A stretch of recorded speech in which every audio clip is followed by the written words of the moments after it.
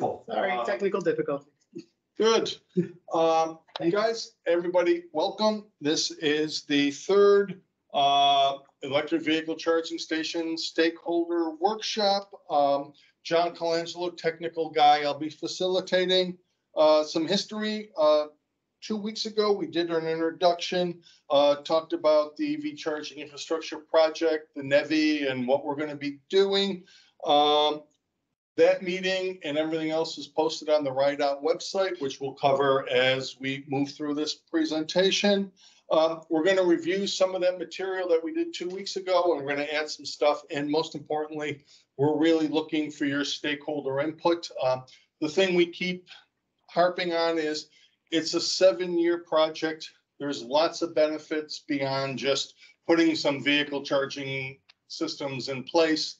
And it's going to be cooperatively with all of the stakeholders involved. So with that, some housekeeping. This is a public process. This meeting is recorded. It's going to be available on the website. If you feel uncomfortable attending a recorded meeting, please sign off. You can get all the information on the website, and you can also get questions answered through the website. We want this to be interactive. If you've got a question, either speak up or send something on the chat, and we'll address it immediately. There's going to be one more stakeholder meeting tomorrow afternoon, and then we're looking to gather all the information we've gotten through these meetings, and you'll be announced sometime in the future if there'll be follow-up meetings to this. Introduction, John Colangelo. On the RIDOT side, we have JP Verducci. He's our project manager. He's the one RIDOT guy that they kind of put on the new project. So we're real lucky to have him. In addition, Liz Pettengill of RIDOT Communications has been working with us over the last several months, helping to get the stakeholder involvement going. We're appreciative of that. Jacobs is the engineer of record on this project. I've got the NEVI Dream Team with me here today. Dan Herstein is the project manager. Catherine Burns is remoting in. She's going to be the primary author of the report that they're doing. Amy Lahav is in Nevada. She comes from the energy side. She's a subject matter expert and is working on the Nevada NEVI project too. So some great lessons learned there. Samantha Diaz, she's the scribe, will be taking all our notes for today. Somaya is a transportation planner out of the Boston office. Alec Curley is an EV expert from the Jacobs office in London. He's worked with London and Manchester over the past few years. And the rule of thumb for electric vehicle charging is London is about 5 years ahead of us. So there's some really great lessons learned that he's provided to this group. With that, I'm going to turn off the camera, start into the presentation, and again, interrupt as much as you can. Dan? Yep.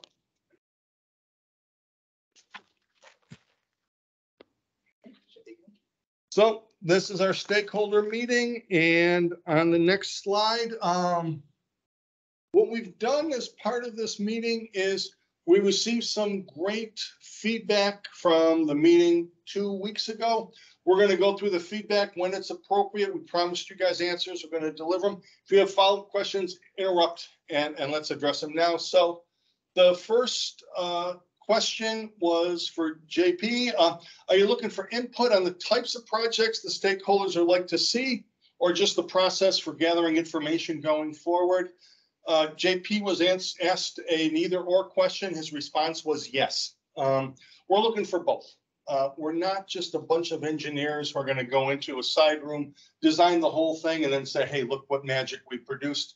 We want this to be interactive. We want this to be a 7-year project. If you've got ideas, if you have input, throw them at us, because the worst mistake is no information rather than something that doesn't quite fit. So we're looking for your feedback throughout all these processes. Dan, let's go to the next slide. So this is a short summary of the project. First acronym of the day, NEVI. That stands for National Electric Vehicle Infrastructure. We're going to talk about the bill, the program, we're going to do questions and answers as we go along, and then give you some additional details about where this group is on producing the report that we're producing. And before we get to the next slide, there's a number or a date you've all got to remember: August 1st. August 1st is a deadline from FHWA for the states to submit a NEVI program plan to tell them how we're going to be spending the money. We need to make that deadline. We need to get the plan approved, and we need to get the funding. So we're all working towards this August 1st deadline. Dan? So a year ago, 2021, Congress passed the Infrastructure Investment Jobs Act, $548 billion in new spending. November 15th of last year, it was Biden signed the bipartisan infrastructure law. Within this law, there's $15 billion for electric vehicles. Of that $15 billion, half of it is going towards chargers. The goal is a seamless nationwide network. They're looking at 500,000 chargers by 2030. Everyone who has been reading the bullets found the most important one. Rhode Island is going to get 3.8 million this year and 23 million over the next 5 years of this NEVI funding. Yeah. And the point behind this slide, $7.5 billion, $5 billion of that is programmed. We get our state share. $2.5 billion is discretionary funding. There's two flavors, each $1.25 billion. It's a corridor charging grant program, the community charging grant program. The priorities in these grant programs are for rural charging, climate change, resilient infrastructure, underserved, overbuilt communities. We're focused on the $5 billion now. As additional guidance comes out for the 2.5, we'll be looking at that too. The most important question for Dan and JP while I'm doing this is, what is an alternate fuel corridor? Sure. So alternate fuel corridors have been around. They predate this funding program. They exist for not just electric vehicles, but other types like propane or hydrogen-powered vehicles. They're, intended as a way to build out a national infrastructure by, similar to the interstate system, piecing together, routes across the U.S. so that people can own these vehicles and feel comfortable that they can fuel up.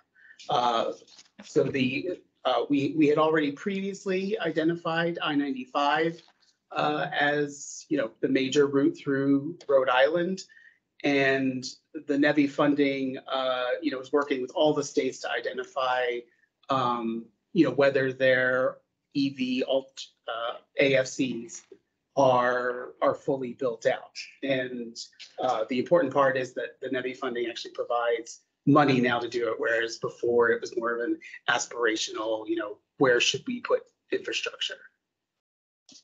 Great. Let's go to the next slide. So 500 plus billion, 15 billion, 7.5 billion. This question came out in the first workshop. Anyone in the group out there have any related questions before I kind of dive into what the feds have said about this? All right. We had this meeting. We had this question asked to us, and our response was, we're waiting for federal highway guidance on it. They heard it, and that afternoon they put out a 90-page document with additional guidance. And it answers a lot of the stuff about workforce development. Dan? So June 6th guidance. What you want to say is page 70 and page 39. They are really, really pushing for qualified technicians. from their language, qualified technicians, state shall ensure that the workforce installing, maintaining, and operating EVSE. EVSE stands for Electric Vehicle Supply Equipment. EVSE has appropriate license, certificates, training to ensure that it's done in a proper manner. Here's what we care about. There's really 4 things that we have to remember with this certification. First, they have to be either certified from the Electric Vehicle Infrastructure Program. Electric Vehicle Infrastructure Program is a website that you can go to sign up for this training. It's pretty extensive training. It is a 90-minute proctored final exam. The cost is $250. Your electricians can get certified through there, or if they don't get certified through there, they have to graduate from a registered apprenticeship program. For electricians, that includes ESVE, the supply equipment specific training, and it's developed as part of a national guideline standard approved by the Department of Labor. So all the electricians, they either have to be certified through the Electric Vehicle Infrastructure Program or some alternate accreditation. What's interesting is for projects requiring more than one electrician, at least one electrician must meet the requirements above, and at least one electrician must be enrolled in an electrical registered apprenticeship program. My read on this is what they're saying is we don't just want to hire a bunch of electricians, we want to grow the workforce. And that's the direction they're heading. There's one 4th requirement on the non-electrical workers. There's got to be some kind of a registered apprenticeship program or appropriate licenses and state certs. And those are the requirements. If you go on to page 38 of this FHWA document, there's some really great guidance. First, Federal Highway wants 2 things. They want feedbacks from the state. They want comments on how to best utilize this apprenticeship program to ensure the workforce is qualified and it expands. Then there's a second requirement, and this is the one that Rhode Island should pay particular attention to. FHWA recommends that states take proactive steps to work with training providers, workforce boards, labor unions, and other worker organizations, community-based organizations, and nonprofits to build a local workforce that will support the EV network. And it's expanding apprenticeship programs, teaching, training, support training pathways that are inclusive of women, Black, Latino, Asian American, Pacific, Indigenous, and other represented groups. There's several sources of funding that can provide financial assistance to make this happen. And they even have a website where they can get additional information. So my read is the feds are really promoting this as a workforce development project, not just an electric vehicle charging project. And there's all these resources to help states like Rhode Island make it happen. The last thing on this slide is if you go to the Rhode Island DOT project website, there's a link to a Justice 40 presentation that'll happen on Friday, and they'll provide additional guidance along this route. So that's the answer to the first question about Justice 40 and the training that's available and will happen. Dan? Real quick now, the RIDOT core team, it's not just the DOT, it's DOT, OER, DEM. What we want to remember about this team is the coordination between these 3 organizations is at the director's level. This is a high profile, this is a high priority project, a high visibility project. On the technical advisory committee, we're not doing this in a vacuum, and Rhode Island Energy, they used to be National Grid, they are a key stakeholder because the electrical requirements to serve these new charging are just really strong. So that's the team. The bottom line is probably most important. This group is meeting regularly through 2027. This is a 5 or 7 year program that's going to put the chargers in place, hopefully address underserved areas and bring more benefits than just a simple transportation project to Rhode Island. Dan? I mentioned the August 1st deadline. To unlock this funding, RIDOT's got to put this plan together for FHWA approval. And you can see it's public accessible, 1 mile from the highway, 50 miles between stations. Let's go to the next slide, maybe come in a little more detail. Here are all the elements of the plan that Jacobs and JP and all the stakeholders are working on. Again, it's very explicit, the type of information they're looking for. You know, if you were doing a project 30 years ago with me in transportation, probably 9 of these 10 things people wouldn't consider, you know, but we're in a different area. You know, equity, labor and workforce development, cybersecurity, they're all new and important topics for DOT. Dan? I'm going to jump down into the weeds just a little bit to give us just kind of a sense on what we're looking at. If you look at the illustration top right, you've got different flavors of chargers for your electric vehicle. Level 1 is just like your hairdryer. You plug it into an outlet, you plug it into your car, you leave it overnight and it's going to charge. Level 2 is kind of like the 240 volts. It's like your electric clothes dryer or your electric range. Much more power, special box that sits into your garage, charges it in half the time that, you know, this little hairdryer level charger charges. Level 3, 480 volt DC fast chargers. That's what's required for these corridors as we're moving forward. There's actually more powerful chargers, but this is the standard that's going to go nationwide. If you look at the lower graphic, 100 miles of range is kind of how they measure cars now as far as charging times. If you look at the 150 kilowatt, it'll charge your car in 14 minutes. That's the minimum requirement. So 480 volt level 3 chargers, 150 kilowatts. By the way, if you get into the 200 and 350 kilowatt chargers, you're looking at things like liquid cool cables, and it's really potent. That's not what we're required to do. We could do that if we wanted to, but as we move forward, think 480 volts, 150 kilowatt chargers are the minimum standard for these corridors. Dan? I'm not going to torture you guys with this slide. If you want to be tortured, you can go back and look at it. You know, this is more for reference. One of the key things is, if you look at the second bullet, NEVI funds may be used for. Second bullet, operating and maintaining EV infrastructure under this project for up to 5 years. 5 years, you know?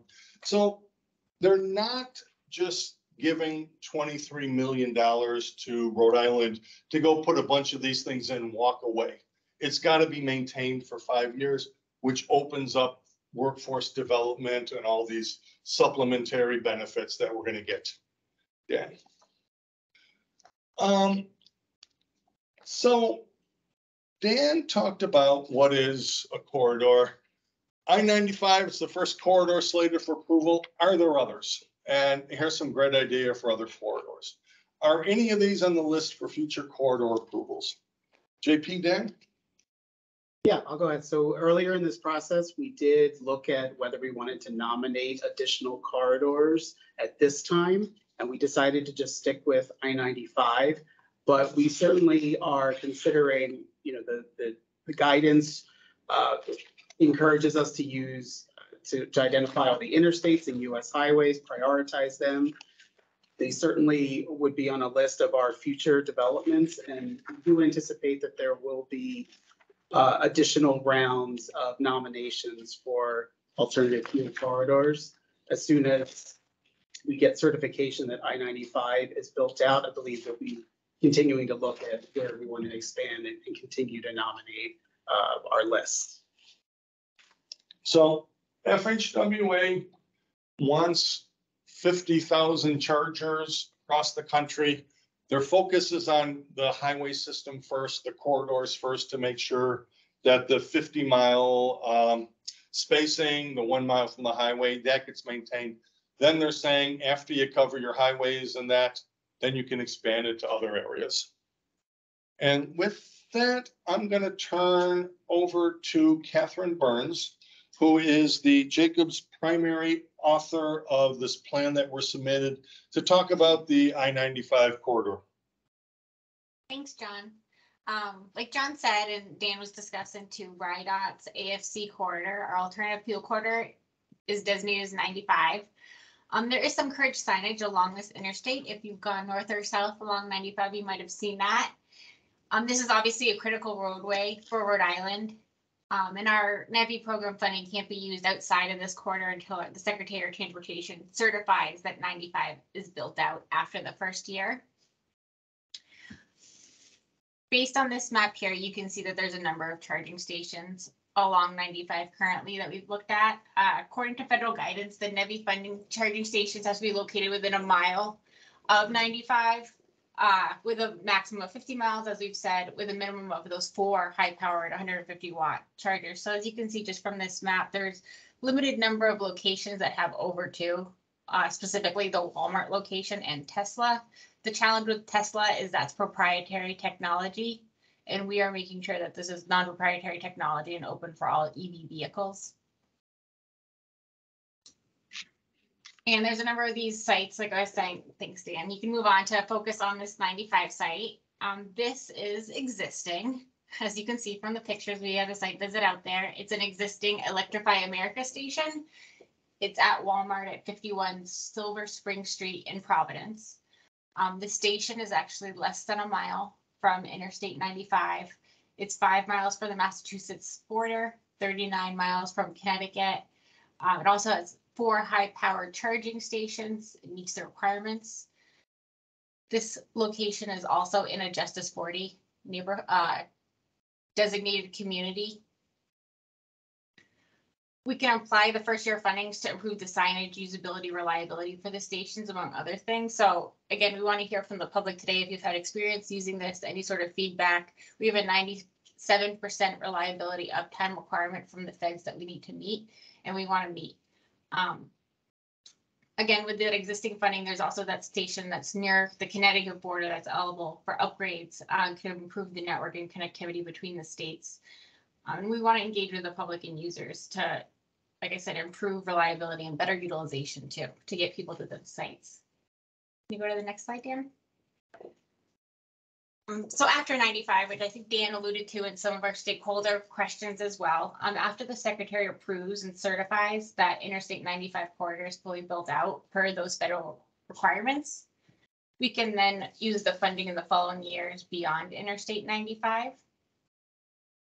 And on the left, you'll see a map, and on the right is a table, and these are samples. Our plan is to evaluate new EV sites and site upgrades in a data-driven and collaborative process, delivering the highest benefit to the public. We want to share with stakeholders and the public how we plan to judge the impact and benefits and invite feedback now as we begin this process over the next few years. Like I said, as this sample says, there might be an example Route 1, example Route 2, example Route 3, and we have a lot of federal and national data sets that can help guide the ranking process. And then we can use it in numerical assessment and transform it into like an icon summary, such as these 3 colors, kind of like a stoplight or like a consumer reports chart. Maybe like an EV plug that gets filled in.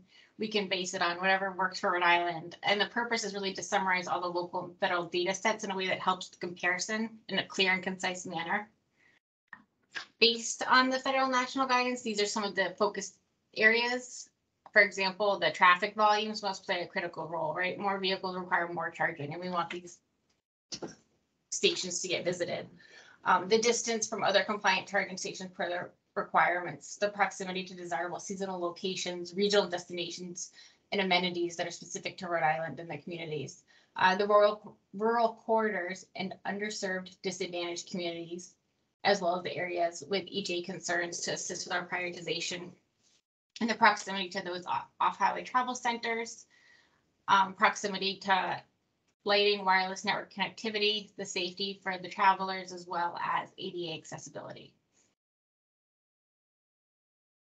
So based on our previous feedback and guidance to focus on the National Highway Network, the map on the left summarizes the major roadways besides Interstate 95 for future consideration. We're presenting this today for feedback and response and looking for persons to participate or groups. That could be in one area or more, whether it's a location or maybe a benefit to the public. For example, as John's mentioned, that workforce development area. Or it could be something totally separate, like the rural area or on traffic volumes. We also want to hear if we're missing anything to identify and assess the impacts that are unique to Rhode Island. Thanks, Catherine. And I'm going to turn it over to you guys that are tuning in. We have a bunch of corridors that we've identified that map to the FHWA requirements. We have a great table. 30 years ago, AADT traffic volumes was the pretty much only thing you managed or you made decisions on. Now there's all these other criteria for it.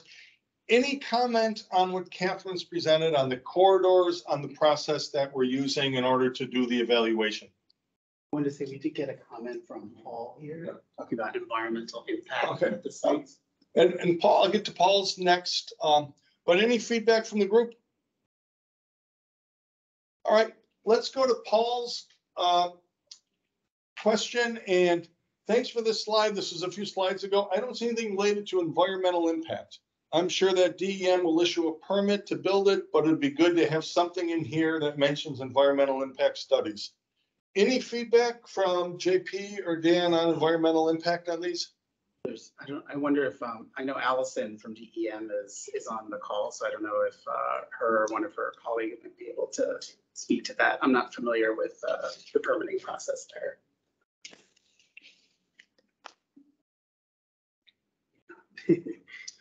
All right, Paul, when we did this 2 weeks ago, there was a bunch of questions on Justice 40. You saw the response, which is the federal language, a couple slides added.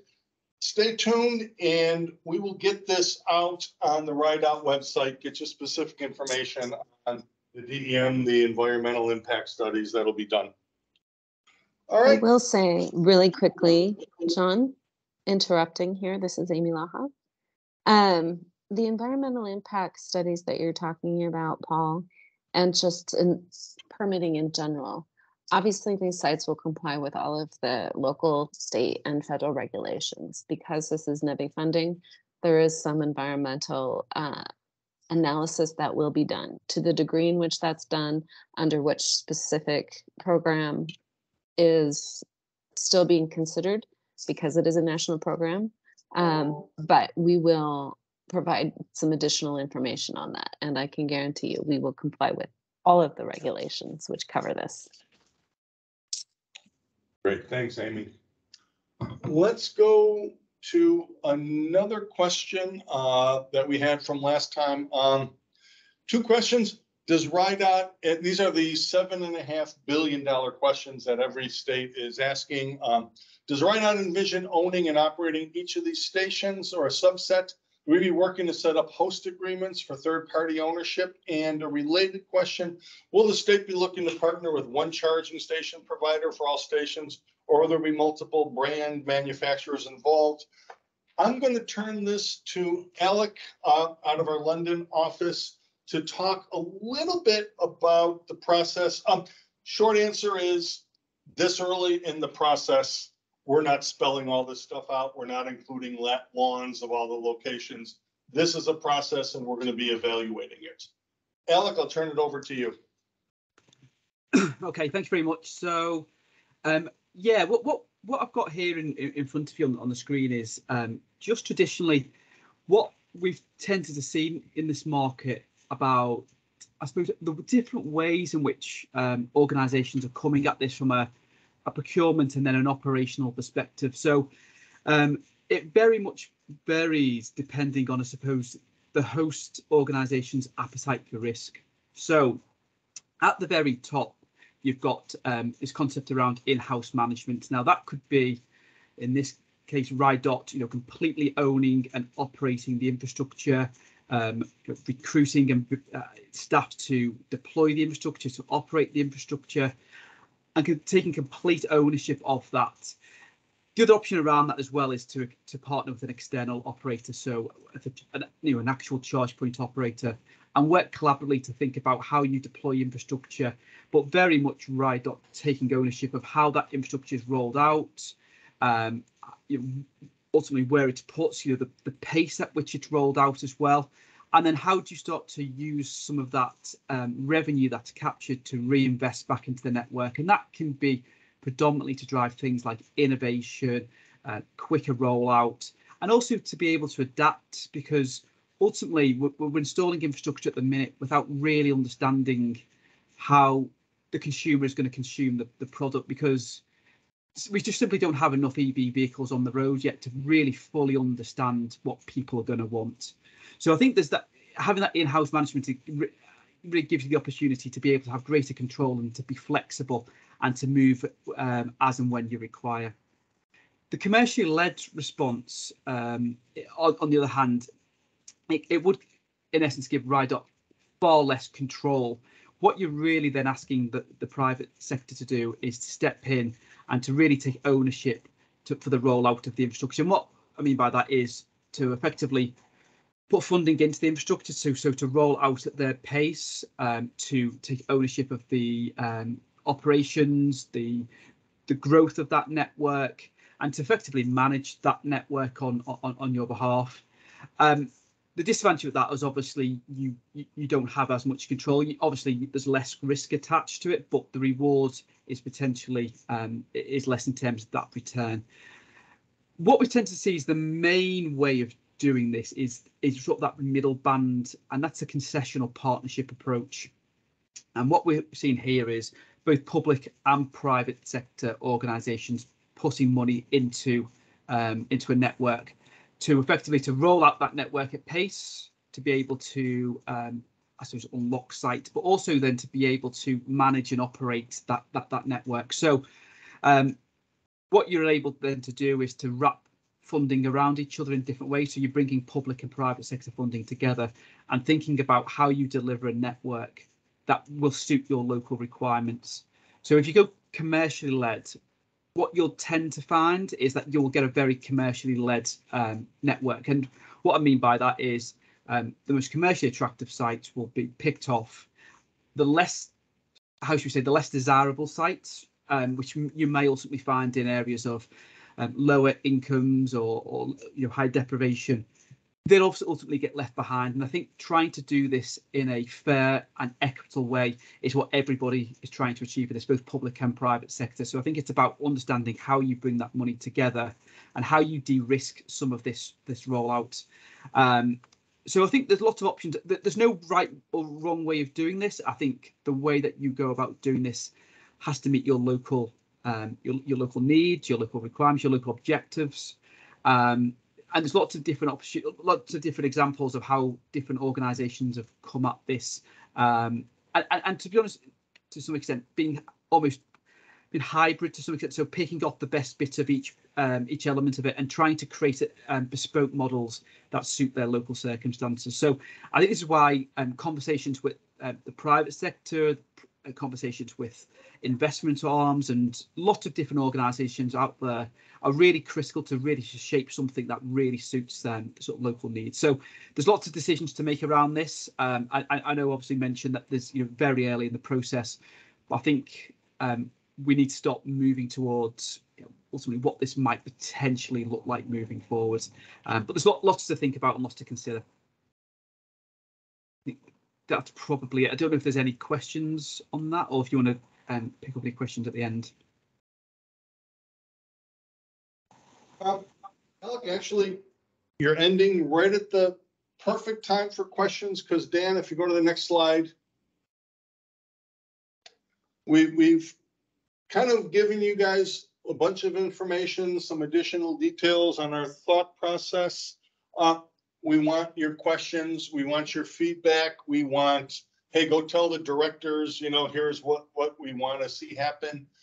I'm going to start with a question we got in the chat.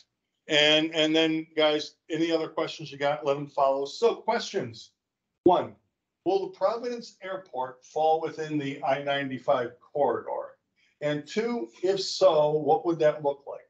Would Rhode Island Airport Corp, RIAC, get a grant as part of the NEVI program to build chargers on Providence property? Or will this be managed in partnership with another state organization? So to the first part, it's a little bit unnecessary to include the airport and the 95 corridor aspect. Once we confirm that 95 is completely built out, we'll be actually freed up to place that money, and that kind of answers the second question, in whatever format we see fit with the stakeholders and the rest of the team. So to kind of answer that question, first part doesn't really matter anymore. The second part, it could look like anything we wanted to, and that's precisely why we're all coming together right now. One way we could go with the program is, as the question suggests, a grant. We could also combine with other buckets of money. So these are all the options we're exploring now. And the most important part of that question was, that's now an item on the table for the project team to look at with the director of RIDOT and the other directors. Here's something we need to address as we roll this out forward. Get it in now rather than 7 years from now at the end. Other questions?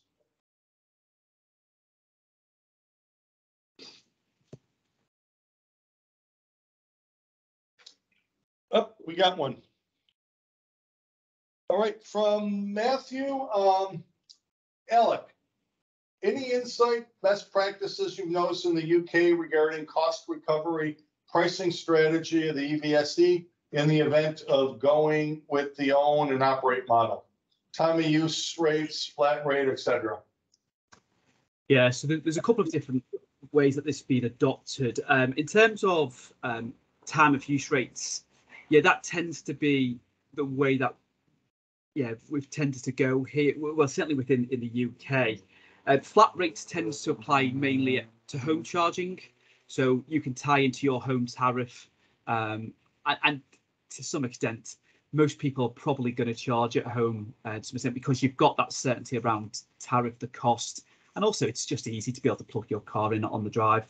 But time of use rates, absolutely, and we're starting to see more around smart charging, and certainly in the UK and in Europe, the power organisations, or as we refer to them, the DNOs, are taking greater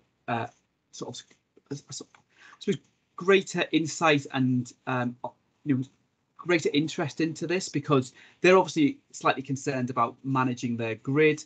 So they're looking at ultimately how you go about doing that. And just bear with me a second. My young son's just burst in. No, it's okay. I think in terms of the time use rate, it really depends what time of day you're charging. So some authorities sort of, in the UK example of RIDOT, they've tried to regulate it and they've tried to put a cap on that. So I think there's probably not a right way or wrong way of doing it. I think a lot of it will come down to the time of day you want to charge and the rates at which that fluctuates. I think also trying to build in the level of power upgrades that are required. So when charge point operators are going into sites and they're being leveraged with large costs, they're trying to then obviously pass that onto the consumer to some extent. So again, it's about managing that and just making sure that we're a balanced approach. Does that answer the question, Matthew? Yeah, if I may, Alec, just taking that concept a little further into the US and what we've seen in the US, it's going to be highly jurisdictional specific, and then also it gets very specific with whoever's owning and operating the infrastructure. And what I mean by jurisdictional is the power company, what the UK calls the DNO, but in the US we call it the power company or the utility. They will have time of use rates for the energy supply that goes to the charging infrastructure. Then on top of that, the actual cost that gets conveyed to the customer doing the charging. So let me reiterate, there's the cost of the energy that goes to the charging infrastructure. And then there's the other cost that's developed for the person charging their electric vehicle. And sometimes those don't match up. And so we have an OEM, say for instance, ChargePoint. They have a network where they're charging a certain rate, cost per kilowatt hour. Sometimes it's a time, so cost per minute that gets conveyed to the customer. Oftentimes we're seeing that cost that gets conveyed to the customer is a flat rate. And that's so that there's some understanding of what the pricing is going to be. It's more consistent. It's easier for the customer to be able to plan around that. That being said, that cost of electricity that's coming from the utility to the charging station, so the charging station owner, and my fictitious example being ChargePoint, ChargePoint may have a time of use rate that they have to pay. And so they will handle that on many different ways. But in the States, a majority of the time we're seeing a flat rate. I'm going to suggest, based on my experience and what I've seen, we might see some changes in the industry for best practices to get more aligned with time of use, which is what Alex is talking about. They've already started to see that in the UK because they're ahead of us.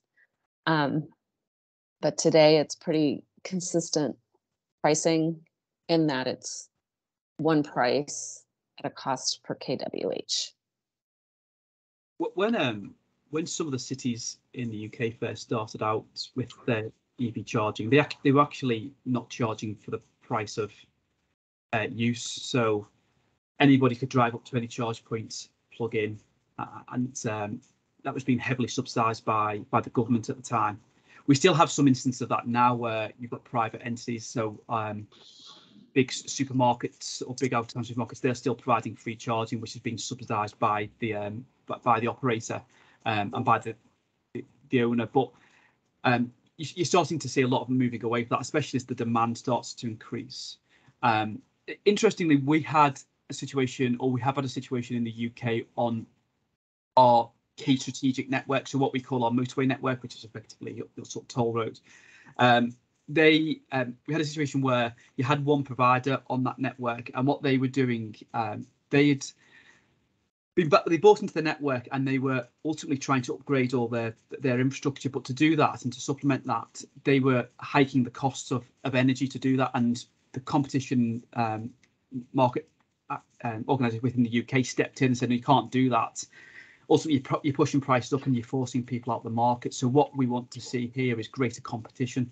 So again, another way to effectively do that, and just to guard against this, is this might not be a way that you would decide to go, but it is driving greater competition into the market just to ensure that it does stay competitive if you do bring, for example, a charge point operator on board.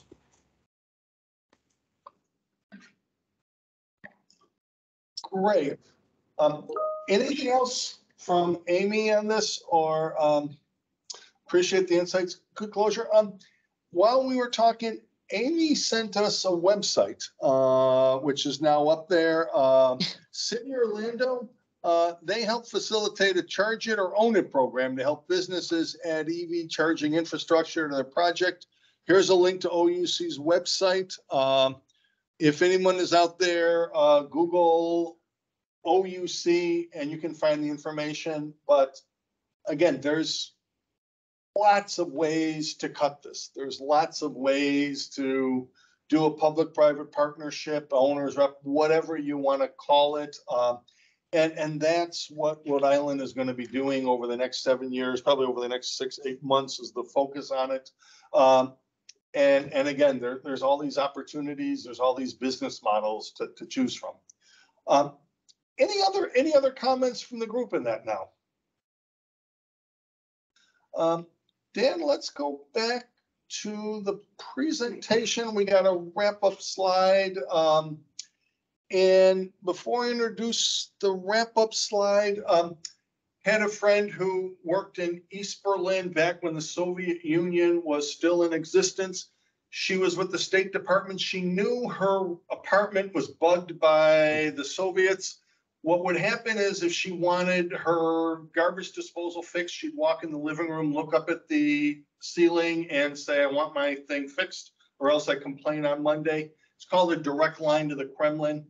We have JP here, our project manager, who is our direct line to the director. I'm going to introduce this website, and then anybody out there in the group, you've got JP as a direct line to the director to state what you really want to see out of this project. So the next steps, we're going to have another stakeholder meeting tomorrow. There's probably going to be a follow-up. August 1st is the deadline to get this in. It's a 7-year project. It's not a bunch of engineers scurrying away in a corner doing a design and never talking to anyone. We want you guys to be involved. We want you to be involved over the next 7 years. The RIDOT website is up here. It's got all the information you need. You can get forms. You can submit feedback. You can be notified. Copies of all the relevant documents are here. Most important bullet is the last one. The Justice 40 webinar is going to be on Friday. There's a link on the RIDOT page to this webinar, and we'd encourage anyone, who can, please come to this Justice 40 webinar. Let's go to the last slide. Not only do we thank you, but John Paul Verducci thanks you. And John Paul has a direct line to the director. Any feedback, anything that really is of value to you that you want to make sure gets put in this project.